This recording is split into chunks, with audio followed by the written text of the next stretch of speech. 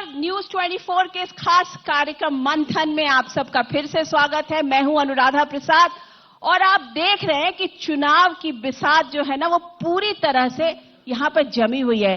इस हॉल में जो भीड़ है वो इस बात को बता रही है कि यूपी का चुनाव कितना और कितना महत्वपूर्ण है। तो मेरे साथ इस खास कार्यक्रम में आज हैं समाजवादी पार्टी के नेता, पूर्व मुख्यमंत्री अखिलेश यादव जी। अखिलेश जी, आपका बहुत बहुत स्वागत है। मैं देख रही हूं भीड़ काफी आई हुई है, धक्का मुक्की करके आई हुई है। मैं धन्यवाद देता हूं आपको, क्योंकि आपके कार्यक्रम की वजह से सब लोग हैं यहाँ। तो क्या कहा जाए, ये नई सपा और 2022 की सपा जो बाइसिकल की सपा है, तो लोग तो यहाँ जेफ बेजोस जो हैं वो जा रहे हैं स्पेस में, कोई कहीं जा रहा है, अंतरिक्ष में जा रहे हैं, आप बाइसिकल की सवारी कर रहे हैं। थोड़ा सा अटपटा लग रहा है, कुछ डिस्कनेक्ट तो नहीं है? 2022 का चुनाव प्रदेश को नई सरकार मिलने का चुनाव होगा। 4.5 साल में उत्तर प्रदेश ने देखा है कि किस तरीके से उत्तर प्रदेश पीछे हुआ है। आज उत्तर प्रदेश की जनता चाहती है कि प्रोग्रेसिव पॉलिटिक्स हो। प्रोग्रेसिव पॉलिटिक्स के साथ साथ जो कई समाज के लोग हैं, हिस्से में वो लोग हैं जिन्हें अभी भी सम्मान नहीं मिल पाया है। तो जहां प्रोग्रेसिव पॉलिटिक्स की बात हो, सामाजिक न्याय की बात हो, उत्तर प्रदेश में और काम नए हों, जनता ये चाहती है। और कहीं ना कहीं जो आज सरकार है उससे भरोसा टूटा है लोगों का। जो किसान हैं वो आज भी इंतजार कर रहे हैं कि उनकी आय कब पूरी दोगुनी होगी। किसानों का अभी तक गन्ने का भुगतान नहीं हो पाया। 1 यूनिट बिजली सरकार ने नहीं बनाई। जितने भी बिजली के कारखाने आज उत्तर प्रदेश में हैं, पुरानी समाजवादी सरकार के बनाए हुए हैं। आज बिजली महंगी हो गई है, सिंचाई महंगी हो गई। दावा तो ये किया था कि न जाने कितना इन्वेस्टमेंट आ जाएगा। दावा यह हुआ कि हम दुनिया के दूसरे हिस्सों से इन्वेस्टमेंट लाए। ये इन्वेस्टमेंट तो नहीं ला पाए, लेकिन अमेरिका की एक फैक्ट्री की तस्वीर लेके आ गई। लेकिन इससे बीजेपी से ज्यादा झूठा प्रचार कोई नहीं कर सकता। और कभी कभी उनकी बातें सुनकर के लगता है कि कहीं ना कहीं भारतीय जनता पार्टी के लोग अपने प्रचार का झूठा प्रशिक्षण केंद्र चला रहे हैं, जहां से सीख के आते हैं। लेकिन योगी जी आज सुबह आए थे और उन्होंने ये अदर देन सेइंग दिस की राम राज्य आ गया है, उन्होंने सब कुछ कह दिया। उन्होंने कहा इतनी दमदार सरकार हमारी है, इतनी ईमानदार सोच है, करप्शन फ्री है, माफिया फ्री है, गुंडा राज एकदम बिल्कुल छाई हुई है। इसे क्या कहा जाए? इसीलिए मैंने कहा कि भारतीय जनता पार्टी झूठ प्रचार का कहीं पर प्रशिक्षण केंद्र चलाते हैं और वहीं से कहीं ना कहीं झूठ सीख करके आते हैं। जो अगर हम आंकड़े देखें प्रदेश के, अगर हम आंकड़ों को मिलाएं तो उत्तर प्रदेश पीछे चला गया है। और जो लोग ये कह रहे हैं दमदार सरकार है, दमदार सरकार है, हम उनसे ये जानना चाहते हैं कि उनका सबसे प्रिय काम है जो सबसे प्रिय काम है, दमदार लोग आखिरकार दुमदार हटा पाएंगे सड़कों से कि नहीं हटा पाएंगे? खेतों को चर रहे हैं दुमदार, दमदार तो हैं, लेकिन दुमदार को कब हटाओगे? हजारों करोड़ रुपए खर्च हो गए, गड्ढा मुक्त आज तक सड़कें नहीं हो पाई। अगर हम पहले बजट से और आज तक के बजट का हिसाब किताब लगाएं, हर वर्ष और पहले सप्लीमेंट्री बजट से लेकर के आज तक सबसे ज्यादा गड्ढा मुक्त के लिए पैसा लिया गया। कितनी सड़कें गड्ढा मुक्त हो गई? मां गंगा के लिए न जाने क्या क्या कहा गया। एग्जैक्टली। तो मैं ये जानना चाहता हूं, क्या मां गंगा साफ हो गई? क्या सड़कों पर गड्ढे भर गए? क्या जो जानवर थे उनके रख रखाव के लिए उनके लिए इंतजाम कुछ कर दिया सरकार ने, जबकि हजारों करोड़ रुपए बर्बाद हो गया? जी, तो सुबह जब वो योगी जी यहाँ आए थे तो उन्होंने एक बात कही। उन्होंने ये कहा कि जो अखिलेश जी हैं वो अपने दिमाग से नहीं चलते। सुबह उठ के उनका कोई एक असिस्टेंट उन्हें बता देता है कि आज ये ट्वीट करना, और वो ट्वीट कर देते हैं और उस ट्वीट में बहुत गलत सलत बोलते हैं। खास करके आपके क्राइम के डेटा को लेकर वो क्वेश्चन कर रहे थे। उन्होंने कहा कि अगर अगर जितना ट्वीट करते हैं उतना अगर बाहर जाके घूमते और अपनी पार्टी को मजबूत करते तो आज पार्टी कहीं से कहीं खड़ी रहती। हम लोग इस तरीके की जीत और बुलंदी पर नहीं होते। मुझे खुशी है इस बात की कि वो मुख्यमंत्री जो लैपटॉप चलाना नहीं जानते,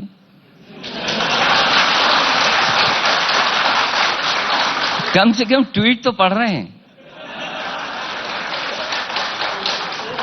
और अगर ट्वीट पढ़ रहे होंगे तो कहीं ना कहीं सुधार लाएंगे।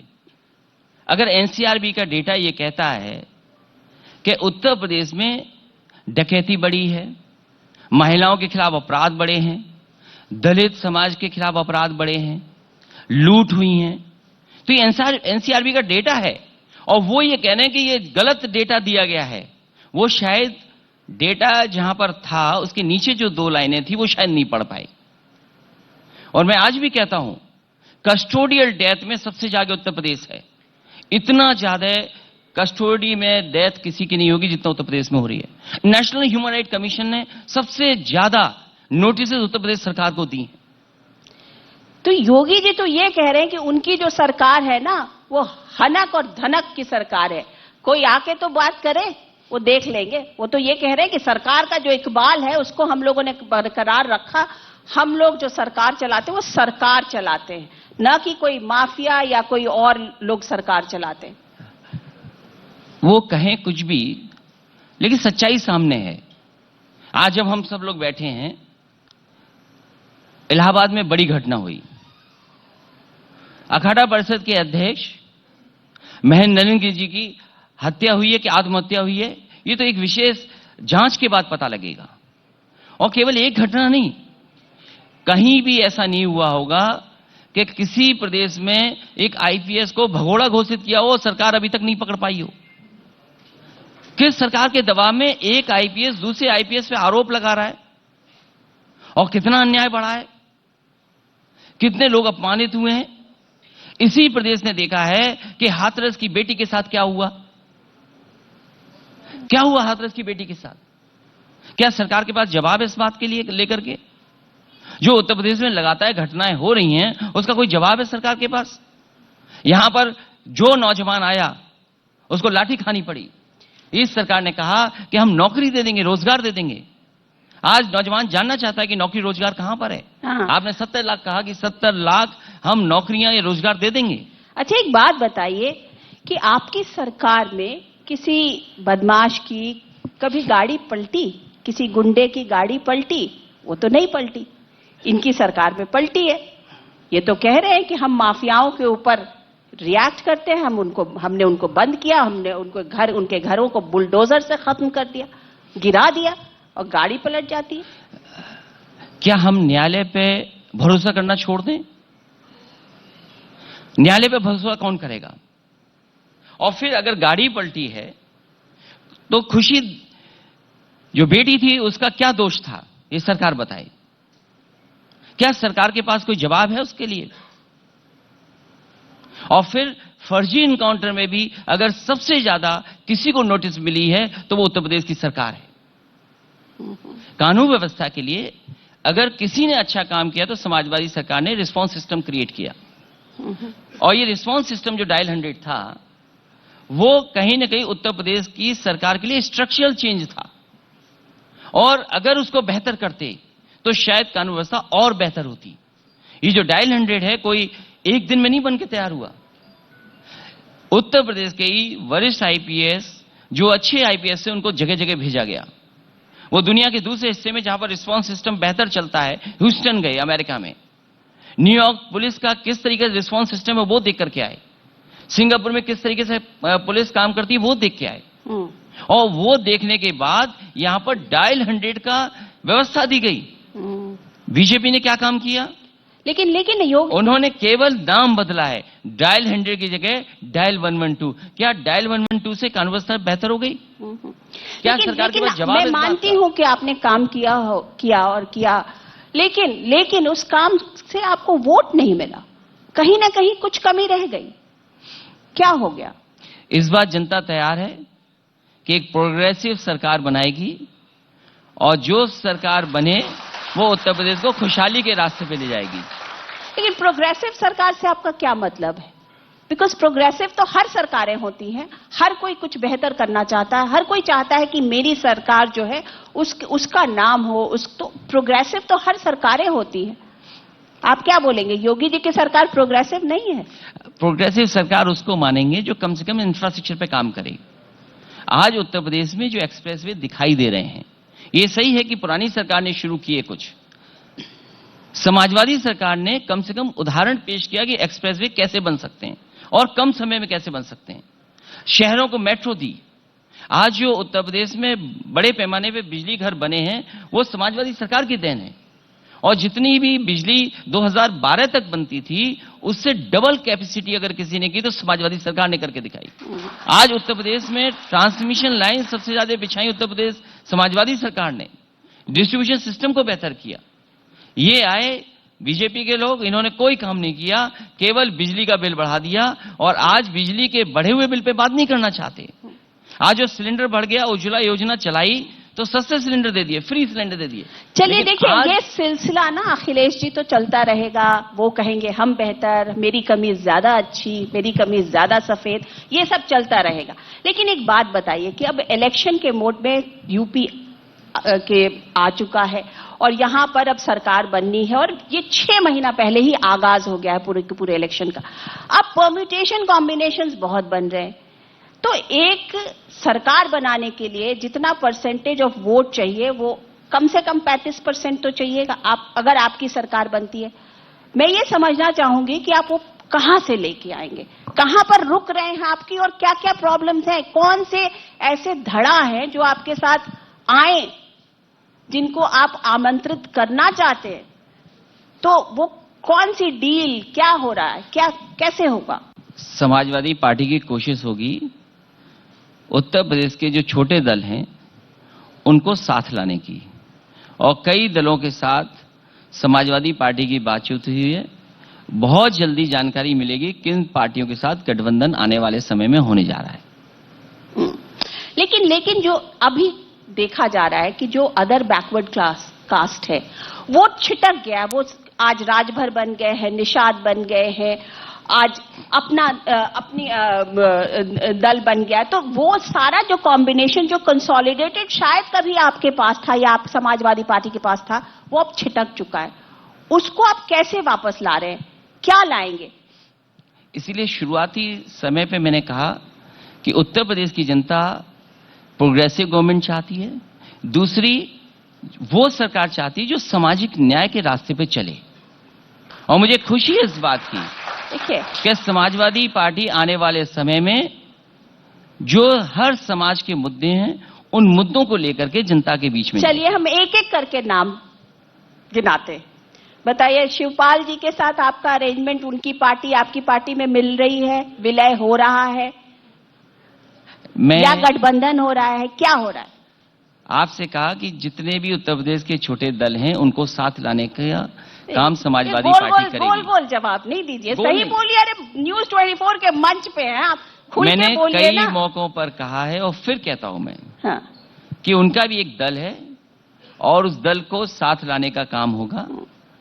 उनके जो लोग हैं और जो भी सम्मान दे सकती है पार्टी, उन्हें सम्मान देगी। तो उन्होंने अभी वो आए थे इसी मंच पर और उन्होंने कहा कि वो अखिलेश जी मुख्यमंत्री बने, हम उनके पीछे खड़े, लेकिन एक सीट अपमान है। तो अब आप अपने चाचा का अपमान तो नहीं करेंगे ना? सवाल एक सीट का नहीं है। जो जीतने वाले होंगे और जनता के बीच में जिनकी छवि अच्छी होगी, कोशिश करेंगे उनको साथ लिया जाए। सवाल एक सीट का नहीं है, सवाल यह है कि सम्मान बराबर होगा कि नहीं होगा। तो वो आपके साथ चुनाव लड़ेंगे? बहुत बड़ा वर्ग ये समझना चाह रहा है, जानना चाह रहा है कि क्या शिवपाल यादव और अखिलेश यादव एक साथ चुनाव लड़ेंगे? उत्तर प्रदेश के जितने भी छोटे दल हैं उनको साथ लाने का काम समाजवादी पार्टी करेगी और सभी को कहीं न कहीं सम्मान देने का काम समाजवादी पार्टी करेगी। अब आप अपने चाचा के दल को छोटा दल कह रहे हैं, तो फिर तो ये अपमान हुआ ना? नहीं, मैं किसी दल का अपमान नहीं कर रहा हूं और छोटा बड़ा दल नहीं होता है, उनको साथ लाने का काम होगा। तो ये मान लिया जाए कि वो साथ आ रहे हैं। समाजवादी पार्टी की कोशिश होगी उनको भी साथ लाएं और उनका भी सम्मान करें। वो इंतजार कर रहे हैं आपका, यही कह के गए हैं कि मैं तो इंतजार कर रहा हूं। उन्हें इंतजार करने की जरूरत नहीं है, चुनाव बहुत करीब है। आप जब चुनाव होगा तो देखेंगे बहुत सारे लोग साथ दिखाई देंगे। चलिए, तो ये मान लिया जाए। अच्छा, अब ये बताइए कि उसी तरीके से जैसे शिवपाल जी, उसी तरीके से राजभर हैं, उसी तरीके से संजय निषाद जी हैं, ये तमाम, हाँ संजय निषाद जी तो चले गए, वो शायद वेट करते रहे, आपकी तरफ से कुछ रुमाल दिखा नहीं तो वो चले गए उधर। तो अब राजभर जी से क्या आपका कुछ रिश्ता बनेगा? उनकी पार्टी, उनसे आपका कुछ अलायंस होगा? जिस दल से हम लोगों का मुकाबला है, भारतीय जनता पार्टी, उसको कोई जानकारी मिल जाएगी तो कोई ना कोई साजिश कर देगी बीजेपी। इसलिए किस दल से क्या एडजस्टमेंट हो रहा है अभी नहीं कह पाएंगे, लेकिन मैंने आपसे कहा है और आने वाले समय में ये चीज दिखाई देगी कि बहुत सारे छोटे दल समाजवादी पार्टी के साथ हैं। अच्छा, ये बताइए, अभी आपके पहले यहाँ ओवैसी जी आए थे, वो भी यहाँ पर उत्तर प्रदेश के चुनाव में उन्होंने भी, जिसे कहते हैं ना, अपना झंडा ऊपर कर दिया है कि हम भी हैं। उनके निशाने पर बीजेपी कम और आप ज्यादा हैं। उत्तर प्रदेश की जनता भारतीय जनता पार्टी को हटाना चाहती है, और जो भारतीय जनता पार्टी को हटाना चाहते हैं वो शायद समाजवादी पार्टी के खिलाफ नहीं होगा। तो क्या अब ओवैसी जी तो अच्छे ओरेटर हैं, वो आप कहीं ना कहीं आपको सपोर्ट करेंगे तो आपके लिए भी अच्छा होगा। जहां तक सवाल छोटे दलों का है, और जो भारतीय जनता पार्टी से हटाना चाहते हैं, जिस दल की आप बात कर रहे हैं, वो पहले ही ऐलान कर चुके हैं कि 100 सीटें वो चुनाव में लड़ेंगे। तो उत्तर प्रदेश की जनता जानती है कि 100 सीटों से सरकार नहीं बनने वाली है, सरकार को रोका जा सकता है बनने के लिए। इसलिए समाजवादी पार्टी की कोशिश होगी कि जनता के बीच में जाकर के और जो समीकरण बना सके वो समीकरण बनाएंगे। अच्छा, इस पूरे पॉलिटिकल खेल में 2 युवा थे पिछले चुनाव में, एक युवा कहां चले गए? यूपी को जो साथ उस वक्त पसंद था, वो कहीं साथ अब पसंद नहीं है क्या हो गया? वो समय बहुत गुजर गया है, और मैंने कई मौकों पर कहा और फिर कहता हूं कि बड़े दलों के साथ समाजवादी पार्टी का अनुभव बहुत ठीक नहीं रहा, इसलिए बड़े दलों के साथ गठबंधन समाजवादी पार्टी नहीं करने जा रही। अच्छा, ये जो है आपके सामने जो कॉम्बिनेशन है ना, पहले आपके साथ में नेताजी का आशीर्वाद रहता था, नेताजी अब उतने ज्यादा पॉलिटिकली एक्टिव नहीं है, और आपके सामने जो विपक्ष है वो मोदी और योगी, और फिर भारतीय जनता पार्टी जो ये कहती है कि जिस दिन इलेक्शन खत्म होता है उसी दिन से हम इलेक्शन लड़ने लगते हैं। और आपके लिए वो कह के गए सुबह में कि वो तो 4 साल के बाद दिख रहे हैं, उससे पहले कहां थे। तो इस तरीके की जब बातें किसी पॉलिटिकल लीडर के लिए होती हैं तो वो इट्स नॉट राइट। सवाल ये है कि जब नोटबंदी हुई, क्या नोटबंदी ने अर्थव्यवस्था को बेहतर कर दिया? जिस तरीके से जीएसटी लागू हुई, इतने संशोधनों के बाद भी क्या व्यापारियों को सहूलियत मिली? और फिर डबल इंजन की सरकार बोल रहे हैं, लग ये रहा है कि डबल इंजन एक दूसरे को टक्कर मार रहे हैं।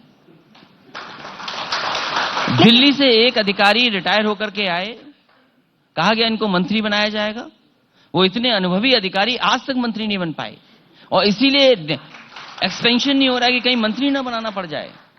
और कम से कम दोनों सरकारों को ये बताना पड़ेगा कि उत्तर प्रदेश की जनता को क्या दिया है। क्या डीजल महंगा नहीं हो गया? क्या पेट्रोल महंगा नहीं हो गया? और जब वोट पड़ता है तो वोट केवल 1, 2, 3, 4 लोग नहीं डालते हैं। एक रिक्शा चलाने वाला भी वोट डालेगा, एक ठेला लगाने वाला भी वोट डालेगा, एक गांव में रहने वाला वो भी वोट डालेगा, और कोविड के समय पर, लॉकडाउन के समय पर जो पैदल पैदल चल करके आया वो भी वोट डालेगा। क्या उनके लिए जवाब है सरकार के पास?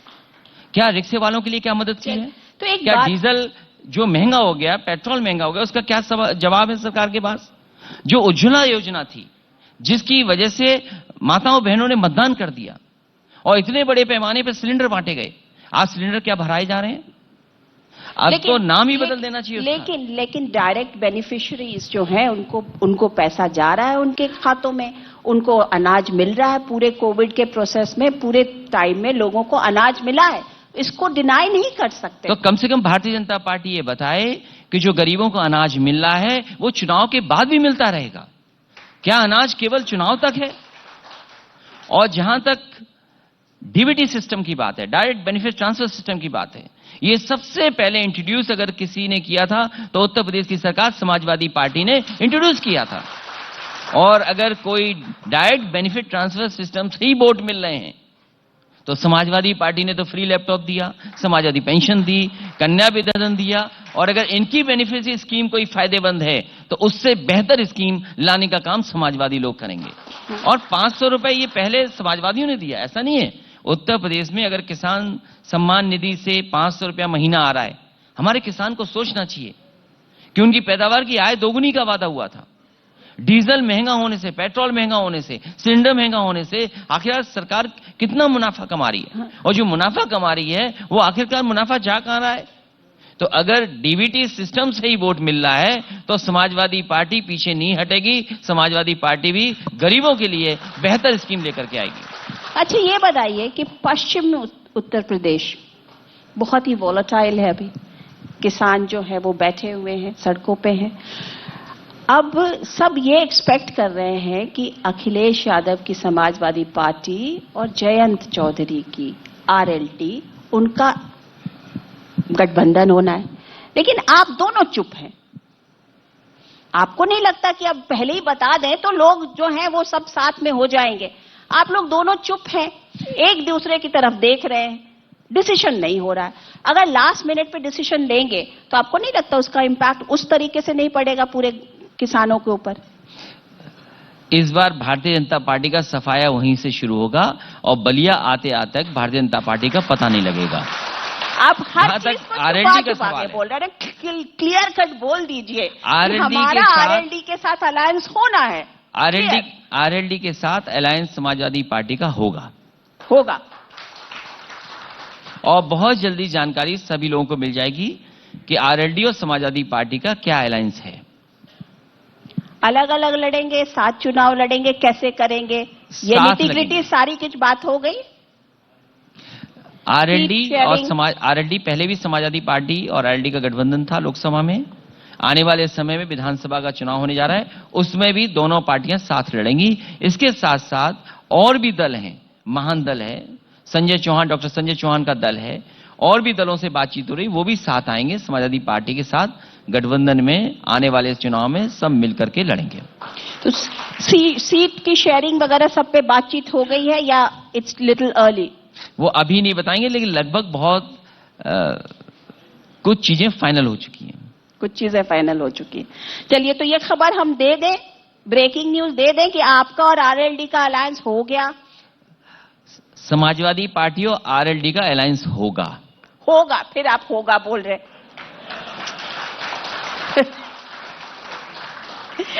कुछ काम हम लोगों पे छोड़ दीजिए।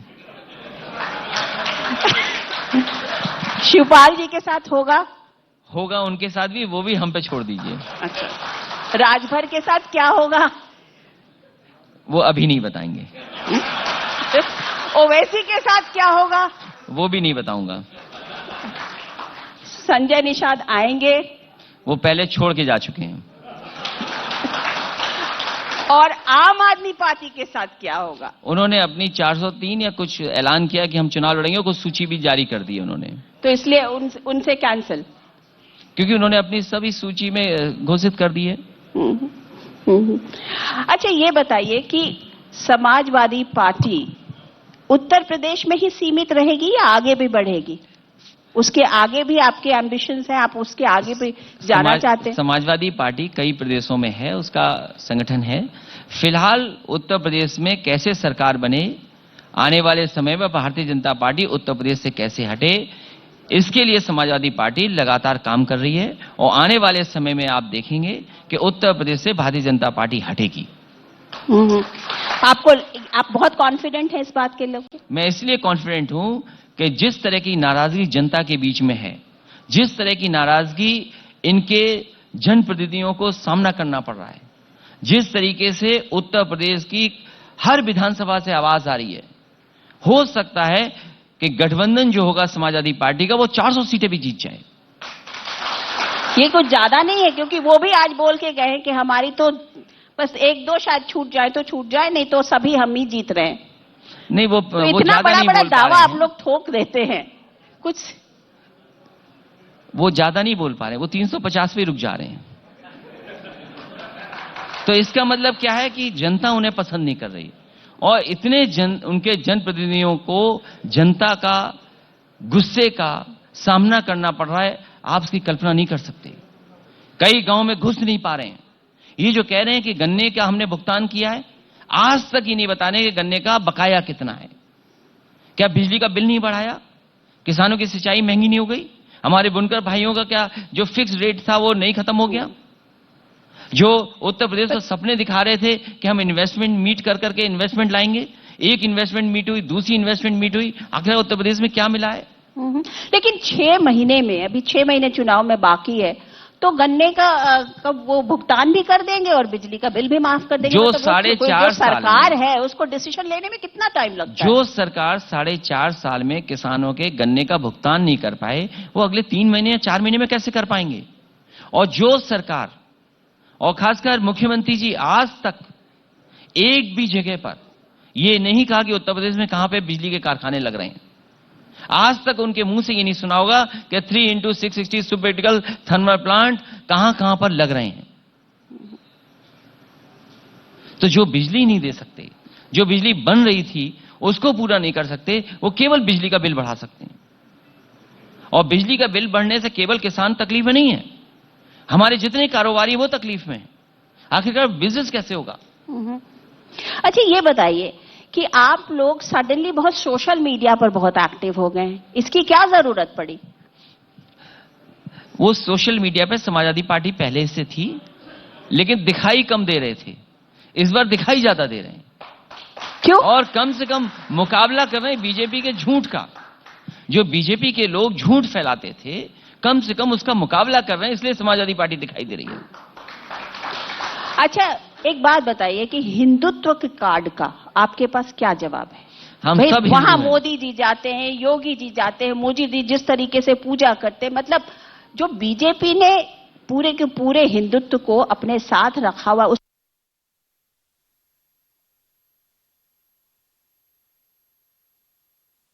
प्रदेश की जनता विकास चाहती है, खुशहाली चाहती है। बलिया के लोग चल करके आए लखनऊ में, सुबह चलें और शाम को घर पहुंच जाएं, ये उत्तर प्रदेश की जनता चाहती है। कोई कैराना से चले, वेस्टर्न यूपी से चले, लखनऊ आए, सुबह चले, शाम को घर पहुंच जाए, ये उत्तर प्रदेश की जनता चाहती है। और समाजवादी पार्टी की कोशिश थी कि इस तरह का रोड नेटवर्क तैयार हो, इंफ्रास्ट्रक्चर क्रिएट हो, बिजली हो। आज दुनिया के तमाम अगर विकास पर ही वोट देना होता तो आपकी सरकार रिपीट होती, वो नहीं हुई।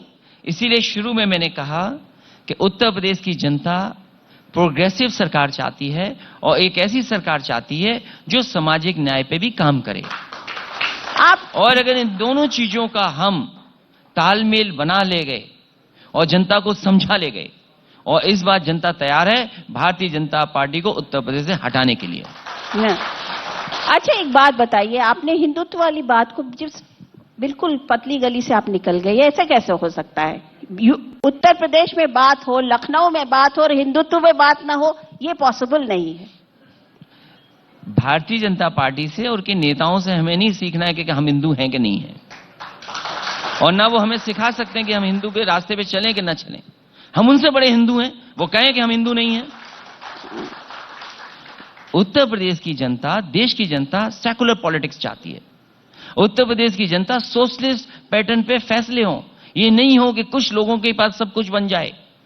क्या उत्तर प्रदेश की जनता ये स्वीकार करेगी कि एयरपोर्ट बिक रहे हैं, हवाई पट्टी जो अभी पूरी नहीं उनको बेचने की तैयारी हो रही? लेकिन एक तो मानेंगे ना कि राम मंदिर का शिलान्यास बीजेपी की सरकार ने किया, मोदी जी, योगी जी सब वहां प्रेजेंट थे, सब उन्होंने किया, तो इसे तो आप मानेंगे ना। जो मंदिर बनने का फैसला आया वो सुप्रीम कोर्ट का फैसला है, और सुप्रीम कोर्ट के फैसले की वजह से मंदिर बन रहा है। ये बीजेपी या सुप्रीम कोर्ट के फैसले से बन रहा है, ये पूरे देश की जनता जानती है। एक बात बताइए कि आप प्रोग्रेसिव गवर्नमेंट या प्रोग्रेसिव पॉलिटिक्स की बात कर रहे हैं कि उत्तर प्रदेश की जनता प्रोग्रेसिव गवर्नमेंट चाहती है, लेकिन अभी जो देखा जा रहा है वो तो सिर्फ कास्ट के दौर में देखा जा रहा है कि ये कास्ट है, ये कास्ट है, ये कास्ट है। मतलब उत्तर प्रदेश की पॉलिटिक्स जो है वो कास्टिस्ट पॉलिटिक्स हो गई है, बिल्कुल कास्ट बेस्ड, बिल्कुल खांटी। उत्तर प्रदेश की जनता इस बार जाति से उठकर के ऊपर और धर्म से ऊपर उठकर के वोट करने जा रही है। इतनी बेरोजगारी कभी नहीं हुई होगी। पूरे उत्तर प्रदेश में देख लीजिए, गांव-गांव में बेरोजगारी फैल गई है। आज पढ़ने लिखने वाला नौजवान, डिग्री हासिल करने वाला भी नौकरी नहीं पा सकता। इतने पढ़े पाने पे बेरोजगारी है।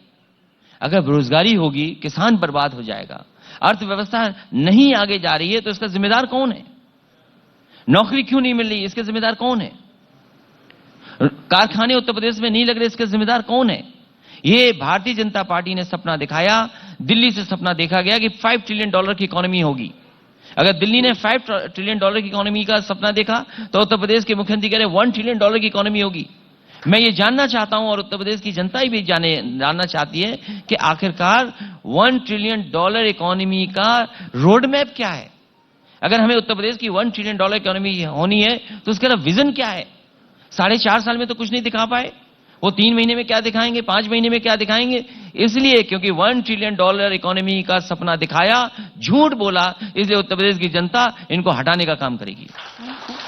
आप इतने कॉन्फिडेंस से कह रहे हैं कि इनको हटाने का काम करेगी, कैसे? मतलब किसी को भी ये समझ में नहीं आ रहा है, क्योंकि अंदर में ऐसा लगता नहीं है कि आपकी पार्टी इस तरीके से जीत के आएगी। लोग कहते हैं, जो एनालिस्ट हैं वो ये कह रहे हैं कि करेगी अच्छा, शायद 100 सीट ले आए, क्योंकि इस तरीके की बातें जब हो रही है तो कहीं ना कहीं कुछ तो होगा।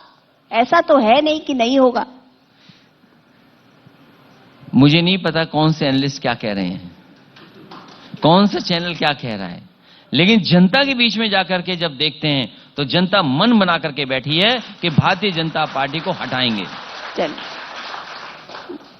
अच्छा ये बताइए कि अभी तो काफी टेंशन में आप होंगे, हैं?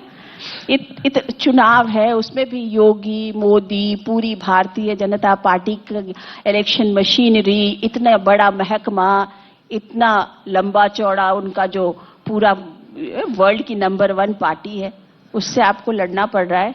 मुझे टेंशन इसलिए नहीं है कि आज भी मुख्यमंत्री जी शिलान्यास का शिलान्यास वही कर रहे हैं जो समाजवादी पार्टी के काम थे। आज भी वही मेट्रो बता रहे हैं जो समाजवादियों ने शुरू की थी। आज भी वही एम्बुलेंस काम कर रही है जो समाजवादी सरकार ने शुरू की थी। डायल 100 जो डायल 112 हो गया है, वही समाजवादी सरकार का काम शुरू हुआ है। ये जो सड़कों का जाल बिछ गया था, जो सरकार गड्ढे न भर पाए, उस सरकार से क्या उम्मीद करोगे? क्या उत्तर प्रदेश की जनता वो भूल जाएगी कि मां गंगा में कितनी लाशें बह रही थी? और जब लाशों के बारे में पूछा गया सरकार से, बीजेपी से पूछा गया कि ये लाशें कैसे बह रही हैं, लेकिन बीजेपी के लोग कहते हैं कि सब बिहार से आ रही हैं। सोचो, भारतीय जनता पार्टी इस पैमाने पे झूठ बोल सकते हैं। लेकिन कुछ तो मानेंगे, विंध्यवासिनी में कॉरिडोर बन गया, बाबा विश्वनाथ में कॉरिडोर बन गया, मतलब ऐसा नहीं है कि कुछ काम नहीं हुआ है। ये और आप ही एक बात कह रहे हैं कि हमने इतना सब कुछ किया और जीत गई भारतीय जनता पार्टी। तो फिर ये जो उद्घाटन हुआ है वहां पर रोपवे का, वो भारतीय जनता पार्टी की देन नहीं है। मिर्जापुर के लोग जानते हैं, आसपास के लोग जानते हैं, अगर रोपवे किसी ने बनाया है उस जगह पर, मंदिर के स्थान पर, वो समाजवादी सरकार ने बनाया है। मैं चित्रकूट खुद गया था, और चित्रकूट मैंने खुद पदयात्रा की, वहां परिक्रमा की, एक एक व्यापारी से मिला। जितना काम समाजवादी सरकार में नेताजी के समय हुआ या समाजवादी सरकार में हुआ, भारतीय जनता पार्टी की सरकार में कोई काम नहीं हुआ। वहां पर रोपवे किसने बनाया वहां पर, वो भी समाजवादी सरकार की देन है। एक जिसका एनओसी मिल जाना चाहिए था, जिसका एनओसी मिल करके अभी रोपवे तैयार हो जाती मथुरा वृंदावन में, वो बरसाना में, वो अभी भी नहीं बन पाई क्योंकि सरकार ने एनओसी बहुत मुश्किल से दिला पाई। तो आज जो काम दिखाई भी दे रहे हैं, शिलान्यास का शिलान्यास, उद्घाटन का उद्घाटन, नाम बदलना या रंग बदलने के अलावा कोई ठोस काम भारतीय जनता पार्टी तो इतना नहीं काम बता करने के बाद भी आप हार जाते हैं। ये बात समझ में नहीं आती है ना। इतना काम समाजवादी कर पार्टी दिया का- आपने कि सारे उसके जो है ना रिबन्स वो लोग काट रहे हैं। आपने इतना सब कुछ इतने लेवल पे काम किया, पर जिसे बोलते हैं ना मलाई तो वही खा रहे हैं। इस बार जनता के बीच में भारतीय जनता पार्टी का इसलिए सफाया होगा कि भारतीय जनता पार्टी ने झूठ का प्रचार किया था। आप प्रचार नहीं कर पाए। झूठ का प्रचार इतना किया कि अपने समाजवादियों के काम भी अपने काम गिना दिए इन्होंने। कम से कम भारतीय जनता पार्टी को 4.5 साल के बाद अपना संकल्प पत्र पलटना चाहिए। और संकल्प पत्र में पहले पेज पे ये लिखा है कि किसानों की आय हम दोगुनी कर देंगे। क्या ये भारतीय जनता पार्टी के लोग 2022 में जाएंगे चुनाव में और कहेंगे कि आय दोगुनी हो गई? और पिछली बार मैं सुन रहा था भारतीय जनता पार्टी के मुख्यमंत्री जी का, उन्होंने कहा कि जैसे ही 2022 आएगी किसान की आय दोगुनी हो जाएगी। क्या तारीख बदलने से, साल बदलने से आय दोगुनी कैसे हो जाएगी? अच्छा, तो आप क्या करेंगे किसानों के लिए? दूसरी बात उन्होंने कही कि आप क्या करेंगे किसानों के लिए? उन्होंने जो कह दिया, आप क्या करेंगे किसानों के लिए? समाजवादी पार्टी ने पहले भी काम किया और हर किसान की मदद के लिए बजट का इंतजाम करना पड़े, मंडी का इंतजाम करना पड़े या खेती के इंफ्रास्ट्रक्चर को तैयार करना पड़े, समाजवादी सरकार में वो सब सहूलियतें किसानों को दी जाएंगी। गन्ने का भुगतान भी समाजवादी सरकार ने करके दिखाया। 1 2 3 नंबर 1 क्या?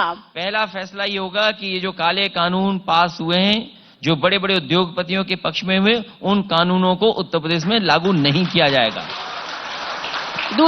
दूसरा ये होगा कि मंडी नेटवर्क, कम से कम वो प्लेटफॉर्म किसानों को मिले जहां पर अपनी पैदावार लेकर के जाए, उसको उसकी कीमत मिल जाए। वो मंडी अगर कहीं असुविधा है, मंडी में कहीं मंडी में अगर बुराइयां हैं, तो उन चीजों को दूर कर करके और टेक्नोलॉजी का अगर इस्तेमाल करना पड़ेगा तो करेंगे और मंडियों को पुरानी व्यवस्था से हटा करके नए तरीके से, जिससे कि किसानों को एक स्थान मिल जाए। सुकेश, आप सहमत हैं?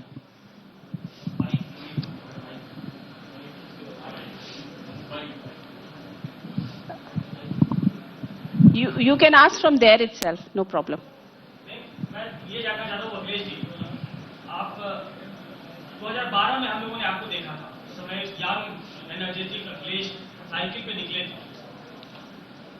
अब वो अखिलेश नहीं दिखते, जिनकी स्ट्रैटेजी वैसी हो कि हम हमारी माफिया लोगों को लेके हमारी ये सोच है, हम उनको टिकट नहीं देंगे, हम साइकिल पे पूरे प्रदेश में निकलेंगे। तो पहला सवाल कि क्या हम उस अखिलेश को फिर से देखने वाले हैं? सही वक्त पर, जैसे अंग्रेजी में कहावत है ना, strike the iron when it's hot. सही समय पर आप यात्राएं भी देखेंगे, सही समय पर आप साइकिल चलते हुए भी देखेंगे। जब जरूरत पड़ी तो समाजवादी पार्टी ने लगातार साइकिल चलाई है। एक दूसरा सवाल है अखिलेश जी, आपने बीजेपी को एक विफल सरकार बताया, चलिए मान लेते हैं फेस वैल्यू पे, लेकिन हर पॉलिटिकल पार्टी का लीडर असेसमेंट करता है, दूसरी पार्टी का सेल्फ असेसमेंट भी करता है। तो बीजेपी अपार्ट फ्रॉम दैट कि वो झूठ का प्रचार करते हैं, बीजेपी कहां आपको स्ट्रांग दिखती है और आपकी क्या ड्रॉबैक है? आपको लगता होगा कि ये काम हम बेटर कर सकते थे, 3 काम कि हम ये बेटर कर सकते थे विपक्ष में रहते हुए। नहीं, भारतीय जनता पार्टी का एक ही स्ट्रांग पॉइंट है कि झूठ का प्रचार बहुत अच्छी तरीके से कर लेते हैं। जहां तक समाजवादी पार्टी की स्ट्रेटजी है, वो हम अभी क्यों बताएं हम आपको, लेकिन मैं आपको भरोसा दिलाता हूं, आज भी काम चल रहा है पार्टी का। और जिस समय कोविड नहीं आया था, 150 विधानसभाओं का लगभग ट्रेनिंग कैंप हो चुका था। कोविड की वजह से रोकना पड़ा, अब समय कम है, लेकिन चुनाव प्रचार उत्तर प्रदेश में शुरू हो गया, लगभग चुनाव शुरू है और बहुत जल्दी आप देखेंगे कि समाजवादी पार्टी का भी प्रचार अभी हो ही रहा है और भी बड़े पैमाने पे शुरू हो जाएगा। एक छोटा सा सवाल और पूछ देता हूं, बीजेपी सांगठनिक तौर पे बहुत मजबूत है, ये मानेंगे आप? संगठन अगर मजबूत होता तो एक समय था जब मुख्यमंत्री और डिप्टी सीएम की दोनों की लोकसभा हरा दी थी समाजवादी पार्टी ने। लेकिन आज माहौल दूसरा है, आज दूसरी बात है। आज दूसरी जरूर बात है, लेकिन एक समय उत्तर प्रदेश में ऐसा भी था, देश में आया था, जब जनता पार्टी ने सभी सीटें उत्तर प्रदेश की जीत ली थी। हो सकता है वैसा इस समय दोबारा पलट करके आ जाए। बहुत कॉन्फिडेंट नजर आ रहे हैं आप। मैं कॉन्फिडेंट इसलिए हूं क्योंकि जनता के लिए जो काम होना चाहिए था वो नहीं हुआ। कम से कम समाजवादियों के काम आज भी जनता के बीच में हैं। संजीव, हमारे कुलीग, वो आपसे एक सवाल पूछना चाहते हैं। अखिलेश जी, समाजवादी पार्टी का गुणसूत्र है, जिस तरह से वो राजनीति करती थी, इस बार प्रभावित क्यों दिखती है? साइकिल अयोध्या पहुंच गई, प्रबुद्ध सम्मेलन, ये सब तो पिछले चुनाव में नहीं दिखा था, क्या हो गया? समाजवादी पार्टी हर वर्ग में जाने के लिए कार्यक्रम चला रही है। हमारे पिछड़े वर्ग के अध्यक्ष हैं, वो भी कार्यक्रम कर रहे हैं। समाजवादी पार्टी के प्रदेश अध्यक्ष हैं, वो किसान और नौजवान यात्रा पे निकले हुए हैं। डॉक्टर संजय चौहान, उनकी पार्टी का समर्थन है, वो अपने समाज में जगाने के लिए वो घूम रहे हैं, प्रचार कर रहे हैं। महान दल का अभी कार्यक्रम बदायूं में हुआ, उससे पहले वो पीलीभीत से लेकर के इटावा तक यात्रा की है। कम से कम हमारे पास वो चेहरे और फेसेस हैं जिसके माध्यम से हम उनके समाज में तो जा रहे हैं। और फिर अगर कुछ सच्चाई है समाज की तो उस सच्चाई को स्वीकार करने में कोई गलत बात नहीं है।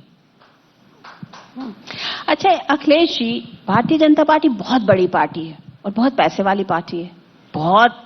अब आप उनसे कैसे लड़ेंगे? बिकॉज आज की डेट में तो राजनीति करने के लिए पैसा भी चाहिए। जनता का समर्थन ही बहुत बड़ा काम करेगा। जनता का समर्थन समाजवादियों के साथ है। नहीं, ये देखिए बोलने वाली बात है, but you would need money, आपको पैसे की जरूरत पड़ेगी। समाजवादी पार्टी का चुनाव माना जाए कि आपके पास समाजवादी नहीं है? समाजवादी पार्टी का चुनाव चिन्ह साइकिल है। साइकिल में न डीजल की जरूरत है न पेट्रोल की जरूरत है।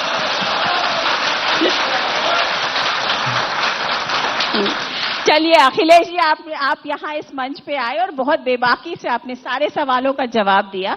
आपका बहुत बहुत धन्यवाद। Thank you so much. Thank you.